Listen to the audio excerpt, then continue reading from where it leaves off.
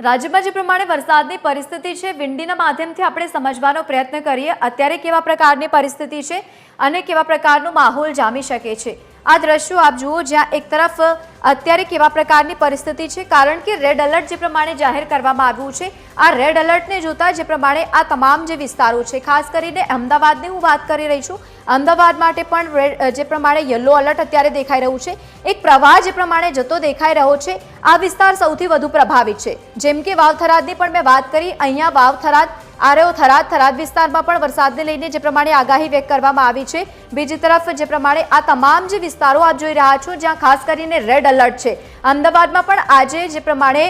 Yellow alert આપી દેવામાં આવ્યું છે કારણ કે પહેલા રેડ એલર્ટ હતું અને એ પ્રમાણે આપણે પરિસ્થિતિ જોઈ કે ત્યાં અતિ ભારે વરસાદી માહોલ જોવા મળ્યો હતો અણધાર્યો વરસાદ અમદાવાદમાં વરસ્યો ત્યારબાદ પરિસ્થિતિ અત્યારે થોડીક અલગ દેખાતી નજર પડી રહી છે જો કે 10 વાગ્યા સુધીમાં જ્યારે આપણે વાત કરી રહ્યા છીએ મોરબીમાં પણ આ સમયગાળા દરમિયાન વરસાદી માહોલ જોવા મળી શકે છે જો કે મોરબીમાં પહેલાથી જ વરસાદી માહોલ જોવા મળી રહ્યો છે આ તરફ નીચે જ્યારે આપણે જશું ભાવનગર પણ એ વિસ્તાર છે જ્યાં થોડોક રેડ એલર્ટ અહીંયા જોવા મળી રહ્યો છે એટલે કે એ વિસ્તારમાં પણ અત્યારે રેડ એલર્ટની જ્યારે હું વાત કરી રહી છું ત્યાં પણ વરસાદી માહોલ જોવા મળી શકે છે વડોદરામાં પણ જે પ્રમાણે ગતરોજ પણ વરસાદી માહોલ જોવા મળ્યો છે હજુ પણ ત્યાં વરસાદી માહોલ જોવા મળી શકે છે આ વિસ્તારમાં આવી જઈએ આપણે ઉત્તરમાં પણ જ્યારે પ્રમાણે વરસાદી માહોલ જોવા મળી શકે છે આ તરફ જ્યારે અમદાવાદમાં એક તરફ વરસાદી માહોલ છે તેનાથી આગળ જ્યારે આપણે થોડુંક વધીશું ત્યારે મહેસાણામાં પણ અત્યારે વરસાદી માહોલ તો જોવા મળી રહ્યો છે પણ એ પ્રમાણેનો વરસાદ નથી એટલે કે ત્યાં છૂટો છવાયો અને તેની સાથે મધ્યમ વરસાદી માહોલ જોવા મળી શકે છે પરંતુ આખો જે આ વિસ્તાર છે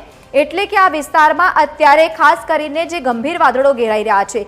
અહીંયા જે છે ધોધમાર વરસાદ વરસી શકે છે અને વરસાદને લઈને આખો રેડ એલર્ટ આપવામાં આવ્યું છે રાજકોટના મોરબી તરફ આપણે નજર કરીએ ત્યાં પણ વરસાદી માહોલ જોવા મળી શકે છે જો કે મોરબીમાં વરસાદી માહોલ થોડાક વધારે પ્રમાણમાં પણ જોવા મળી શકે છે કારણ કે અહીંયા પણ એક સાથે જે મલ્ટિપલ સિસ્ટમ આખરી સક્રિય થઈ રહી છે જો આપણે દૂરથી તેને સમજવાનો પ્રયત્ન કરીએ તો અત્યારે જે મોટાભાગના વિસ્તારો રેડ એલર્ટમાં દેખાઈ રહ્યા છે ત્યાં વરસાદી માહોલ વધારે જોવા મળી શકે છે।